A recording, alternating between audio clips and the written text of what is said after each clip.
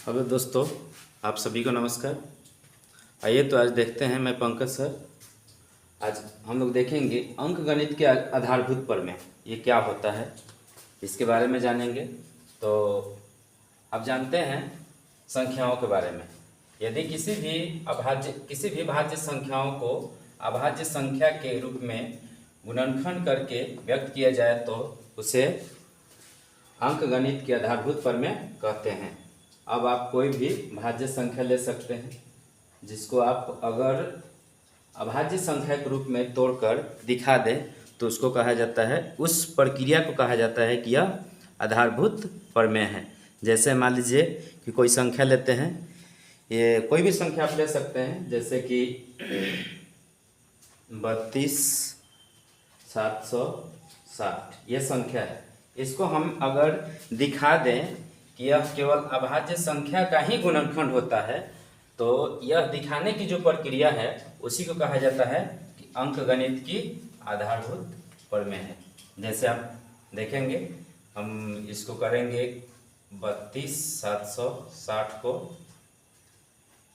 अगर अभाज्य गुणनखंड करेंगे तो मान लीजिए 2 से कटेगा, 2 से 2 एकम 2, तो 2 छक 12, 2 तिहाई 6, 2 8 16, उसके बाद 0 के 0, फिर 2 से कटेगा, फिर देखेंगे 2 से काटिए तो क्या हो जाएगा, 2 8 16, उसके बाद 2 एकम 2, उसके बाद 2 9 18 0, फिर 2 से काटेंगे तो देखेंगे कितना में 2 चौका 8, उसके बाद कितना, ये तो नहीं कटेगा तो अंक उतारेंगे तो 0, फिर एक और अंक उतरेगा तो कितना हो जाएगा 9 19 18, तो 9 हो जाएगा, 2 बचे 10। फिर अगर देखेंगे 81 से कटेगा तो 3 से देखेंगे, 9 4 13, 13 5 18, 13 5 18, 3 से कट जाएगा तो 3 से काटेंगे तो 3 एकम 3,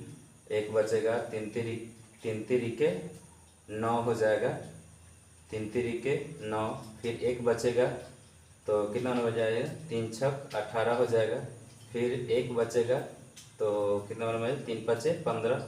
अब देखिए फिर 3 से देखेंगे तो 3 3 1 4 4, 3 का नियम होता है कि संख्याओं का योग और 3 से विभाज्य हो जाए तो वह 3 से विभाज्य होता है। तो आराम से आप 3 से देख सकते हैं, 3 1 4 4 6 10, 10 5 15, यानी 3 से 15 3 से कट जाएगा, यानी सब संख्या 3 से कटेगा, पूरा संख्या 3 से कटेगा। तो 3 से 3 चौका 12, उसके बाद 3 फिर 1 बचेगा तो 3 बचे 15, फिर 3 बचे 15, उसके बाद फिर देखेंगे 5 5 10, 10 4 14, अब 3 से नहीं कटेगा। तब इसको देखेंगे, इकाई अंक में 5 होता है तो 5 से कटना चाहिए, 5 से देखेंगे, 5 से 2 अंक कटेगा, 2 जोड़ा अंक कटेगा, 5 45, फिर क्या होगा 5 5 एकम 5। अब देखेंगे 81 से कटेगा तो ये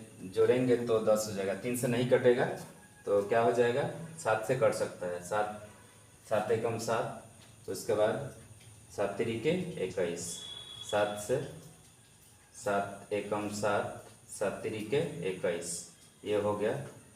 तो आप यहाँ पर देख सकते हैं कि ये जो भी संख्याएं ये कट कर आया है तो इसको आप क्या लिख सकते हैं कि इसको आप लिख सकते हैं, ये जो भी संख्याएं ये आया है आप देख लीजिए क्या है, अभाज्य संख्या है।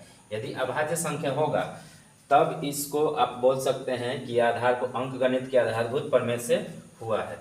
तब देखिए ये क्या हो जाएगा, मल्टीप्लाई में अगर लिखते हैं तो 2 इंटू 2 इंटू 2 2, फिर 3 3 आएगा, फिर 3, उसके बाद ये क्या हो सकता है 5 होगा, फिर 7, फिर क्या हो जाएगा 13। देखिए ये सभी जो संख्याएं हैं, ये सभी संख्याएं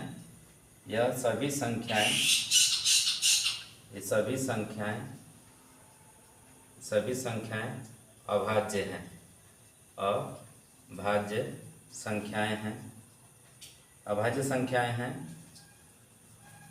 अभाज्य संख्याएं हैं, इसलिए हम कह सकते हैं कि अतः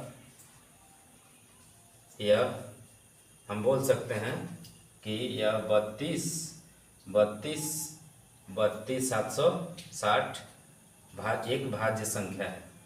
32,760 एक भाज्य संख्या है, भाज्य संख्या है। कब? जब इसका गुणनखंड अभाज्य संख्या के रूप में आए, तब आप इसको बोल सकते हैं कि यह क्या है, एक भाज्य संख्या है। आप यहाँ पर इसको आप लिख सकते हैं कि यह भाज्य संख्या है। तो भाज्य संख्या किसे कहते हैं? तो भाज्य संख्या उसे कहते हैं जिसका गुणनखंड जो है 2 से अधिक होता है। तो 2 से अधिक है ही, देखिए इसका गुणनखंड 1 2 3 4 5 6 7 8 है। 8 गो गुणनखंड है इसका, 8 गो संख्या प्राप्त हुआ है। अगर यह अभाज्य संख्या हो तो आप देखेंगे अभाज्य संख्या है, अभाज्य संख्या है ही, ये सब अभाज्य संख्या का गुणनखंड है। अभाज्य संख्या किसे कहते हैं? वैसी संख्या जिसमें 1 से और वह संख्या जो है स्वयं से भाग लगता है, उसे अभाज्य संख्या कहते हैं। आप और भी संख्या ले सकते हैं, और भी संख्या लेंगे तो मान लीजिए कि दूसरा एग्जाम्पल लेंगे तो कोई भी संख्या आप ले सकते हैं। इस पर कोई बॉन्ड नहीं है कि हम यही संख्या लेंगे, आप वही संख्या लेंगे, हम कोई भी संख्या ले सकते हैं। इसका आपको अगर आप चाहते हैं कि इसको घात के रूप में लिखें तो घात के रूप में भी लिख सकते हैं। 3 के हो जाएगा, ये 5 हो जाएगा, ये 7 हो जाएगा, ये 13 हो जाएगा। तो इस तरह से ये हुआ, ये सभी संख्याएं क्या हो गया, अभाज्य संख्या है। तो आप इसको लिख सकते हैं, ये संख्या जो है क्या है, वो इसको अभाज्य संख्या बोल सकते हैं। तो अभाज्य संख्या नहीं, भाज्य संख्या है।